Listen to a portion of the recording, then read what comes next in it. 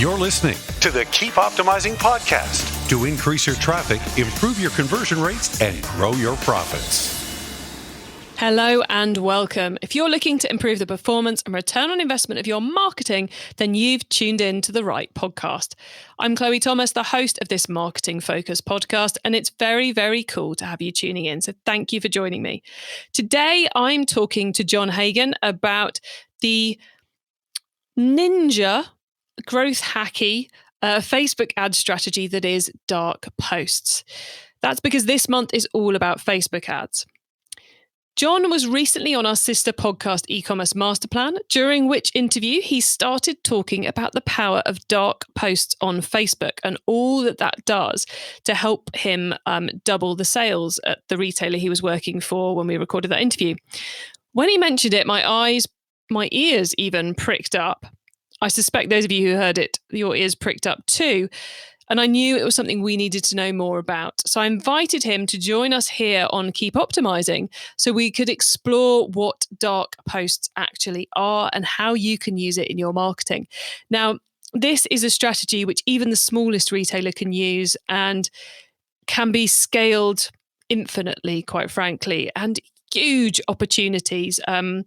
Recording this one, my brain thought out about 20 new strategies for different people I know and my own business. So I suspect your brain's going to be buzzing with this one. We're just about to meet John, but before we do, please do check out the sponsors. This podcast is brought to you by Klaviyo, the ultimate e-commerce marketing platform for brands of all kinds and sizes. Whether you're an entrepreneur just starting out or you're part of a marketing team at a multinational brand, Klaviyo will give you everything you need to create memorable marketing moments, building customer relationships that keep shoppers coming back time and time again. Get started with a free account today. Visit klaviyo.com/masterplan. That's klaviyo.com/masterplan. Today, I'm chatting with Facebook ads expert John Hagan. John was recently head of growth at Purelay, who've just been named the fastest growing Shopify store in Germany in 2020. And he is now the co-founder at Volt, a Facebook ads agency that specializes in dark posting. Hello, John. Hi, thank you for having me. It's great to be chatting to you again.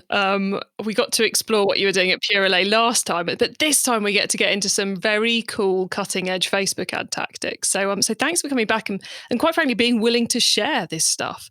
Yeah, it's one of the ways that in my career I've been able to progress is just by listening to these sort of podcasts, but also having conversations with people that I respect in the industry and that I look up to and essentially nagging them until they'll have a conversation with me to share the insight that I perceive that they have. And oftentimes it catalyzes the growth of whatever project I'm working on and allows me to put the necessary energy, efforts, focus in the right places based off of their experiences. So I'm always happy to talk. Excellent. Well, look, how did you get into kind of Facebook ads? So my story starts, let's see. So I went to high school with the guy, I think we talked about this maybe in the other one also, but my story starts with, I went to high school with the guy who made the fidget spinner go viral. And basically I went to high school with him, went to college, heard that this guy was doing this crazy stuff online, e-commerce, digital marketing. And I essentially did exactly what I just said and nagged him until he would teach me what he was doing. And that was my pitch to him, right? And if you're not in the industry looking to get in, this is a really good way of doing it, because I basically just said, listen, man, I don't care if you pay me. I don't need to be paid right now. This is an investment of, my time right now. Just teach me what you're doing, hounding him every day. Probably pretty annoying, but eventually he caught me up to speed. And then basically if you flash forward 6 months from there, we were scaling e-commerce brands, spending over $1 million a month on Facebook profitably. We sort of started in the pre-Cambridge Analytica scandal. And we were doing drop shipping, and we were working with businesses who were, shipping straight from China, and the business practices were probably a bit convoluted and not the greatest highest standard. And then at the end of that time, it was okay because we entered with that. And then we sort of learned how to work with legitimized businesses who were doing large levels of revenue. One of the first clients that we really scaled hard was snow teeth whitening. And that's that's sort of a big name in the industry now. And when we started working with them, it was just a couple of guys with an idea. That was where I really cut my teeth into Facebook ads. And then, as you noted, I went to there was a German company that was looking to get into the United States, and we were doing some consulting with them. And I ended up hitting it off with their co-founder when he came to Los Angeles. We actually rode Harleys through Malibu and just hit it off as friends. And then I kind of caught him up to speed, and he was interested in working together. So we formed a working relationship where my first task for the company was bringing Pure Lay into the United States. And that's how I got my start. Very cool. So John, you've clearly had a lot of years working, kind of pushing the boundaries of what's possible with Facebook ads, and that's led you to dark posts. So I think we've kind of played the intrigue card long enough now.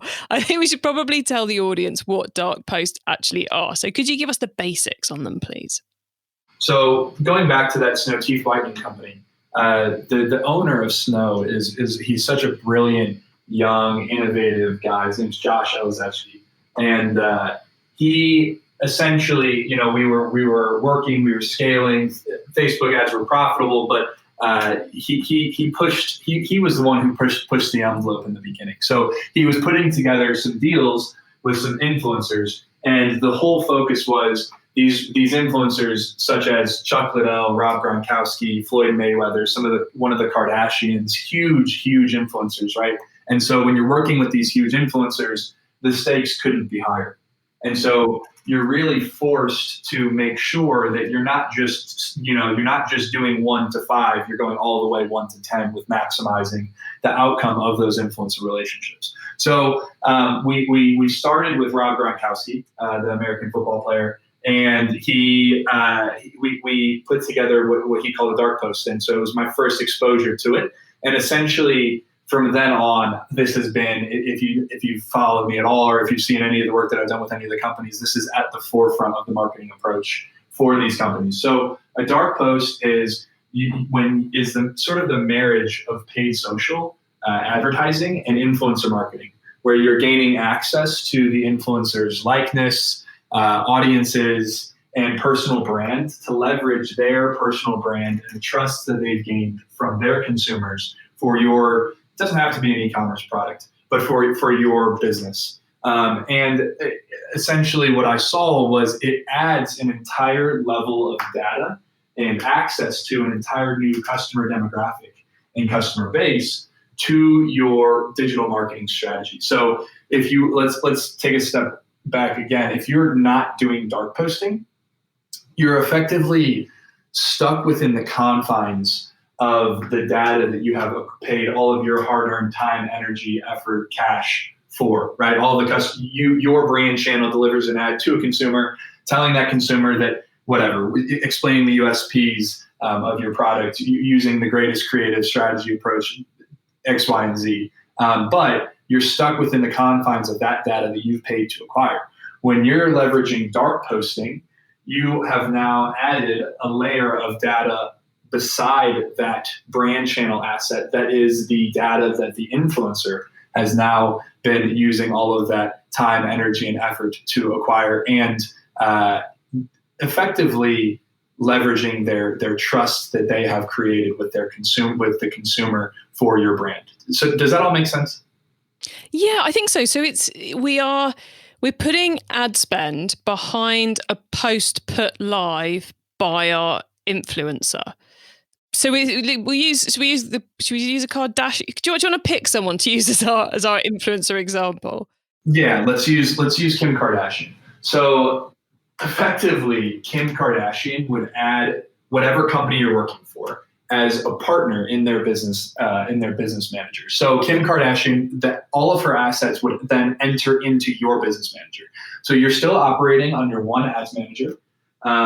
You just now have instead of simply having your brand to choose from under, your Facebook page or your Instagram profile, you now have Kim Kardashian's brand to choose from under the profile, and then we would receive content from her. So she doesn't even necessarily have to post. She actually just has to provide content of her talking, of her creative, talking about your product, whatever message resonates with her consumers. She knows her following, and we try to make this as organic as possible. So that's sort of the leveraging her likeness. And then when you're leveraging her audience, now when you're building audiences in your ads manager to deliver ads to, you don't just have access to your audiences from your brand channel. You now have access to Kim Kardashian's engagers, Kim Kardashian's profile visitors, Kim Kardashian's people who have sent her a message, etc. Right? So when done at the highest level, one of the things that's insanely interesting to us is people hate advertising, right? That's like just the fact that we're always trying to dance around and we're always trying to hop over. But with this strategy, a lot of times the consumer doesn't even know that this strategy, that this advertisement is an advertisement, because they just believe that it's a post coming from the influencer. We'll see comments like, instead of what you're used to seeing in your brand channel assets, which is sometimes like, I'm so sick of seeing this ad. Leave me alone. Whatever, right? You see this sort of hate mail. What we see with the influencer is, oh my gosh, Kim, I love your hair in this picture. Right? Like, I can't believe that, like, thank you so much for showing me this product, or whatever. The consumer legitimately believes that this is a post from the influencer, not an ad that they're sick of seeing for the 10th time. No, so it to the end consumer, it looks like Kim's done a post about the product, and it just looks like that. But of course, what you're doing is you're basically using your ad spend to increase the visibility of your influencer's posts. And that's the pitch for the influencer, right? Because on our side, what we do is, I've sort of touched on some of the highlights of the innovation of the strategy. On the influencer side, the kind of contract that we put together is a performance incentivized contract, which, if you're familiar with influencers, they will never work like that, almost always. But with this type of contract, what we say is, look, we will provide an upfront fee that's significantly smaller than what you're used to being paid for, or what you're used to being paid, but we will give you a percentage on the back end of all media spend put towards your brand, your personal brand, your face, your likeness, etc. And it can essentially amount to a larger paycheck than you would ever be offered by only doing an organic post. Plus, this doesn't necessarily require you to post, right? So this doesn't necessarily require you to take up that precious Instagram ad real estate on your profile. You can not post and make more money than if you were to post on your profile. So if you've got an influencer that works well for your brand, you could get them to send you one set of content every 2 weeks, and they never have to post it. You just run the whole thing as an ad, just so you've got fresh content each month, and they get paid on the back end. That's like a deal that could run for months. It can even go longer than months. So one of the crazy realizations that I had about this was going back to snow teeth whitening. When we were running the agency, I took a break and then went internal with Pure Lay, and then rekindled that relationship and started doing some work for them again, specifically in the dark posting range. And actually what we saw was I got into the ad account and I looked at some of the ads that were running, and crazy enough, these ads, some of the dark posts were the exact same dark posts that we had been running when I was working with the agency. So and that was 2.5 years later. So this strategy, the longevity of dark posting, one of the things that one of the selling points for the strategy as an agency is influencer organic posts last 24 hours. So if it's a story, it's literally gone after 24 hours. If it's a post, it's jammed somewhere down in the feed that nobody's looking at, right? Influencer organic posts last 24 hours. Influencer dark posts can last forever. And the scalability you're not just delivering an ad to their re-engaging audiences, to your warm traffic. You also now have the capability to do something that you would never do with an influencer organic post, which is deliver that ad to cold traffic and scale up to massive amounts of revenue. That's so many things you said there. I've just got my brain ticking massively. But I just want to kind of come in on a couple of those, because I think that the longevity of the influencer relationship is something that I think will resonate with a lot of people, because as you know, influencers don't want to be posting about your product every day either. You know, the posts don't last so long on the organic side, but also there's a limit to how many times a year you can work with each influencer. So this means you can do a 365-day a year campaign, which is just genius. The other thing which you mentioned in there, which really I want to get some clarification on, is so you have Kim's content as an ad. Can you only show that to Kim's audiences, or can you share that to your own audiences as well? You can share it to Kim's audiences. So you said that when you're as a partner on when your influencer makes you a partner on their Facebook ads, you get access to their assets in terms of the audiences they've got. So people who've looked at their profile, let's say. And so you can have the Kim content, set it up as an ad, put it in front of the people who've liked Kim's profile. Can you also put that Kim ad in front of your, target audience? That's your owned audience. So you can do that. So you can put that ad in front of Kim's audiences. So anyone who's liked, followed, commented, shared, whatever Kim's content, you can put that ad in front of your audiences. So anyone who's visited your website or liked your profile or commented on your Instagram account. But then additionally, to answer your question, you can serve that ad to anyone in the world who's on Facebook via cold traffic. So you can exclude there, as long as the contract is set up as such. You have creative freedom to put that ad in front of literally the entire organization or the entire customer base of Facebook. Wow, so it's literally, as you said at the beginning, it's just like selecting a different page to link the ad to, and then you've got all the normal freedoms you would have, so long as you've agreed that with the influencer. Exactly. Yes, exactly. It is literally like if you formed a partnership with another brand and you wanted to advertise, or if you just added another, it's essentially like Hims, the brand, to hers, right? Where I'm sure they share audiences. I'm sure they collaborate back and forth and promote each other's products because it's a sister and a brother company, right? It's the exact same working relationship with these influencers. And it's almost as if they now have skin in the game, because you've set up a contract such that if they perform, then they get paid way more. And then the beautiful mitigation of risk here is if they don't perform, we just turn off their ads and we don't pay them. We don't pay them the exorbitant amounts of money where if you do, let's say you do an influencer organic post, you pay Kim Kardashian whatever ridiculous amount of money Kim Kardashian gets paid for those posts, and then the post goes live.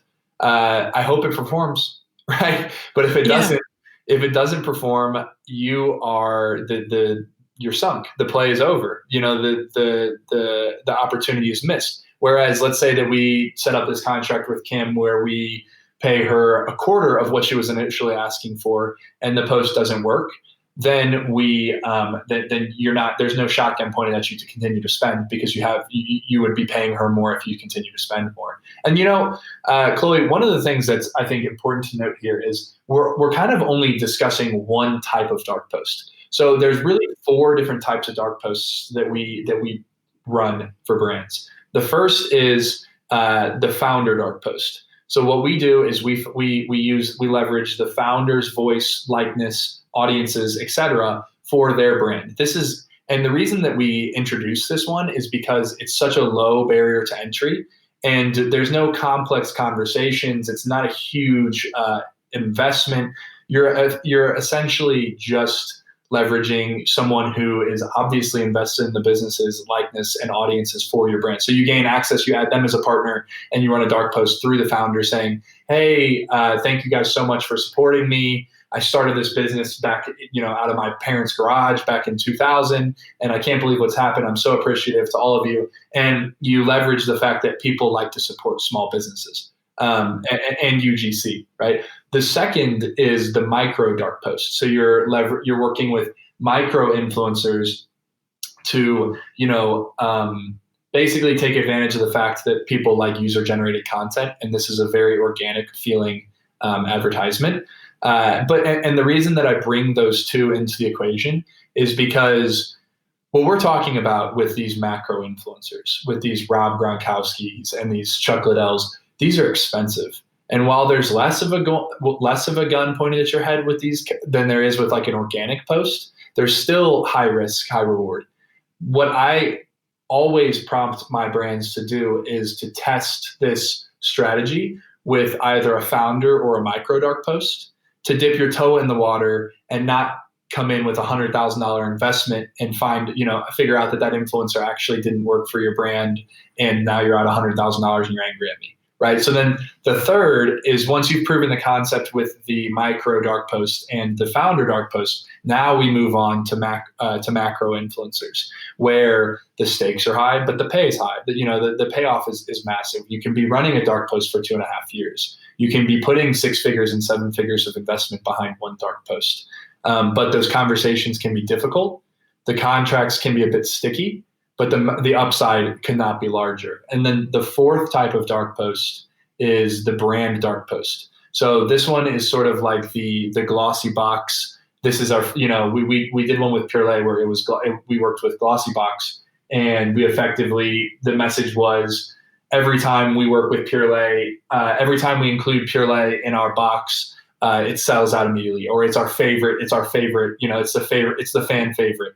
And you're leveraging the brand who has sort of an authority in the space, and their selection of your product as a superior option in the marketplace to alternatives. So those are the 4 types of dark posts. And I think it's important to note the first two, because when you suck at dark posting, it's expensive and ineffective.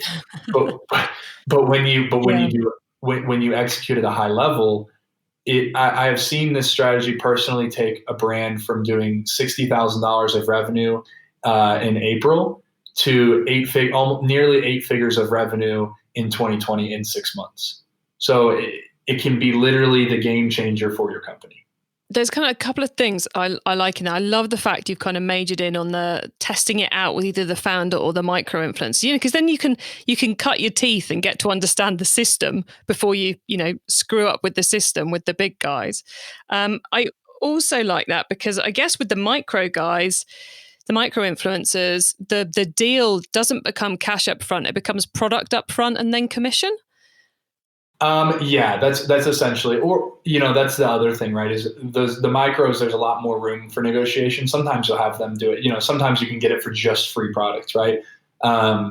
It's sort of casting a wide net in your initial negotiations, and then kind of figuring out where to go from there. I would always start with the minimum offer and see if there's nobody biting, then we go for a percentage of spend for the micros. But I would be cautionary to give a micro influencer a percentage of spend, because the power of the chance that the ad is performing because of your brand at the forefront with a micro influencer is a lot higher, as opposed to the influencer being the unique selling point for the product.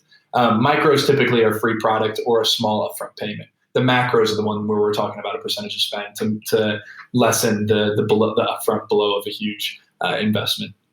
Nice. Well, I'm glad I clarified that one, because I was thinking, kind of some kind of pseudo affiliate program, but so much simpler to test if all you're doing is upfront deal and then you run the ads and you haven't got all that admin of tracking each individual ad and working out what the sales figures are and all that kind of stuff. So yes, it's kind of a no-brainer place to start it, to my mind, the micro piece. And I'm also really glad you mentioned about the brand dark post, because I think that's an untapped space for many e-commerce businesses, is partnering up with people who target the same audience, who are also an e-commerce business. Well, and the reason that I think it's so important to note those options and those possibilities is because so when I was at Pure Lay, and this is when I was really not just cutting my teeth, but really sinking them in and and leveraging dark posting at a high level and frequently and as the focal point of our advertising efforts in paid social. I would go to my friends, right, that are in ecom, and I would preach this. You have to try dark posting. This is crazy. It's blowing up, it's blowing up our business. It's doing everything that we need it to. It's helping us meet and exceed growth expectations. And they would come back to me, and I would say, "How's it going?" And they would say, "This doesn't work, man." And I was like, "What are you talking about? This doesn't work." And it's because oftentimes they would fall right into the crux of going right after their favorite, the influencer that they wanted to work for the last 4 years. And they don't know, they didn't test an organic post with that influencer first. They didn't do a micro influencer dark post first. They didn't do a founder dark post first. They just went straight into the deep end. And that's why I say sucking at dark posting can be extremely expensive and actually counterproductive for your initiatives.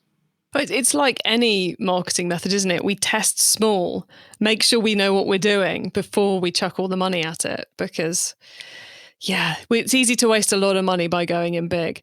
Well, look, John, we're going to pause now for a reminder of our sponsors, and then we're going to talk about the wider world of Facebook ads. Sounds great. Success in 2021 means building stronger relationships with your customers. Last year saw a lot of consumers switching to buy online, leading to surges in new customer acquisition. So how are you planning on turning your new first-time buyers into profitable repeat customers? Well, that's what Klaviyo is for. Klaviyo helps businesses create memorable marketing moments through email, SMS, and personalized website experiences. And that is what creates repeat purchases. That's why Klaviyo, the ultimate e-commerce marketing platform, is used by over 50,000 e-commerce brands around the world. Get started with your free account today. Visit klaviyo.com/masterplan. That's KLAVIYO.com/masterplan. Okay, John, so far we've gone deep into the world of dark posting. Now you get to wow us with your insider knowledge about the whole of Facebook ads. So for the following questions, your answer can be anything to do with Facebook ads, which of course does include dark posts. John, you ready for these? I'm ready. Let's start with Facebook ads newbie advice. If we've inspired someone to take their first step with Facebook ads today, what do they need to know to give themselves the best chance of success? Good question. I think that one of the things that they need to know, one of the things that you need to know is be careful who to trust in this industry. But I think with that, finding a person who's able and willing to teach Facebook ads to you is the right thing to do. It's a really intimidating platform to walk into with a sort of novice understanding of what you're getting into. So finding the right person and like asterisks on right to teach you what the platform is at a surface level, and then diving into more complex strategy is the absolute most will again catalyze your learning process and make sure that you're moving in the right direction as a new Facebook advertiser. I like that. Find the right person to help you because, there's a lot of options out there. So you definitely want someone who's got e-commerce experience. Okay, now once you've started, of course, you've got to keep optimizing. So what's your favorite way to improve Facebook ad performance? Yeah, I think that the best, so the optimization process for me is now very different in its approach now very different in its execution, but same in its approach in the sense that I use CBO, campaign budget optimization, as opposed to ABO, ad set budget optimization. But the core elements of the approach are still the same, right? So essentially what we implement is a process of opening up new campaigns to test new ad set, audience target, new creative testing, new audience targets, new bid strategies, etc. But we always bring into those new campaigns elements of what has worked in the past. So for example, we'll open up a new campaign with three interest targeting lookalikes that we know have worked in the past and 2 new ones. We'll open up a new ad set with two creatives that we know have worked in the past, or ads that have significantly aggregated social proof on them, with one new ad in the mix as well. So you're creating an ecosystem that allows for rigorous testing of new variables, but also provides the backdrop of what has worked for your brand and what has worked for the strategy in the past, in order to essentially, in my opinion, create the best possible chance for you to continue to win, but also introduce new winners into the Facebook algorithm to find new scalable ads. I like that. Very cool. Okay, if someone listening wants to learn more about Facebook ads, is there one cheap or free resource you'd recommend? There's a lot of good free information just via YouTube videos. Like, I would really spend a nice, month, 2 months, 3 months of just Googling, opening up an ads manager, opening up your personal ads manager, playing around with that, spend $10, right? Like, there's a lot of sort of startup that you can do before you're actually looking to cut your teeth with a client, or before you're actually ready to approach someone, whatever your goal is. I think there's a lot of free stuff. The course that I would recommend, depends on your definition of cheap, is actually where I learned Facebook ads. Ezra Firestone has a very nice beginner's course on how to get your feet wet with Facebook advertising. And I think it's important to note here, after you take that course, the courses are not intended to be you're not going to be an advanced Facebook marketer, right? But you will have a foundation set up so that you can, continue without courses and continue with reaching out to people and brainstorming and collaborating and those sort of things. But I think Ezra Firestone, I believe it's around $1,000 price point. It's definitely one of those platforms which, to begin with, it's about learning from other people, but then it's about getting creative. But if you don't get that foundation in place, you don't know what you're being creative with. Mm-hmm. Right. Crystal ball time. John, what's coming up in the next 6 to 12 months that we should be getting ready for in Facebook ads? I laugh because that is a great question.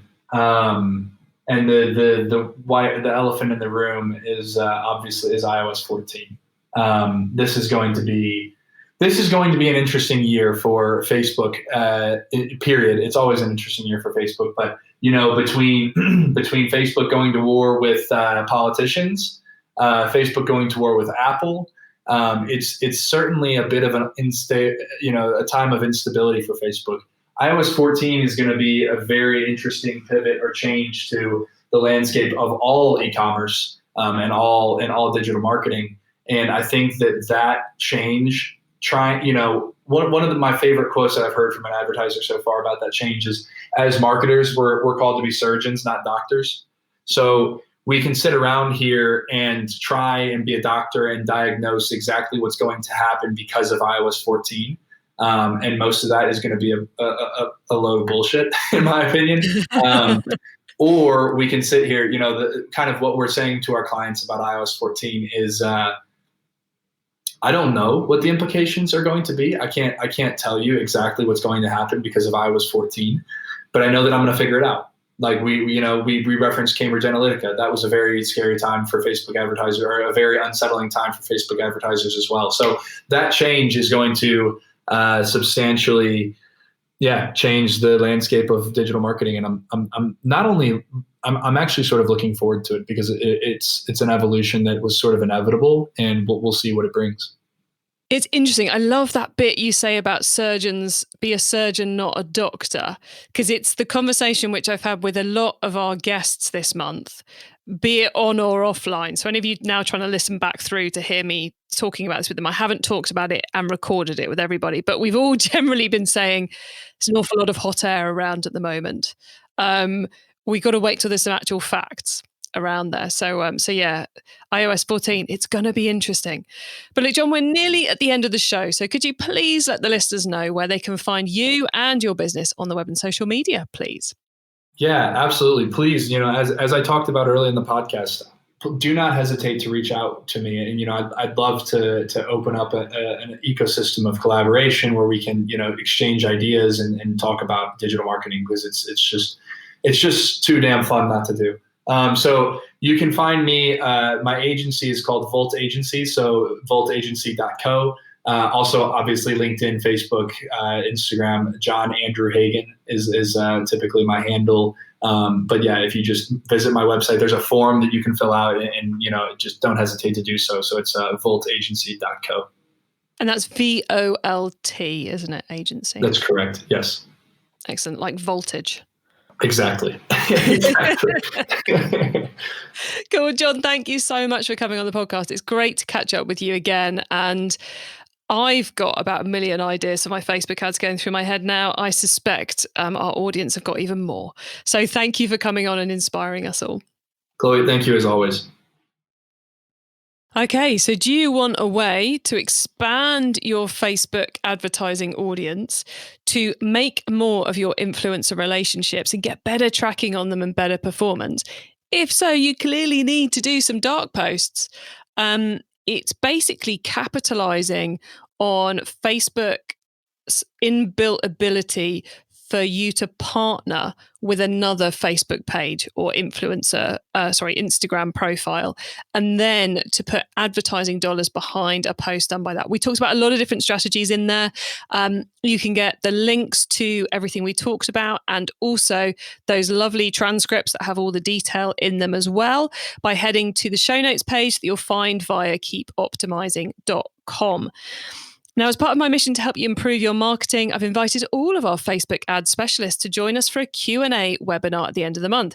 So maybe you've got a question around an idea you've got for a dark post, or for any of the other things we've been talking about this month.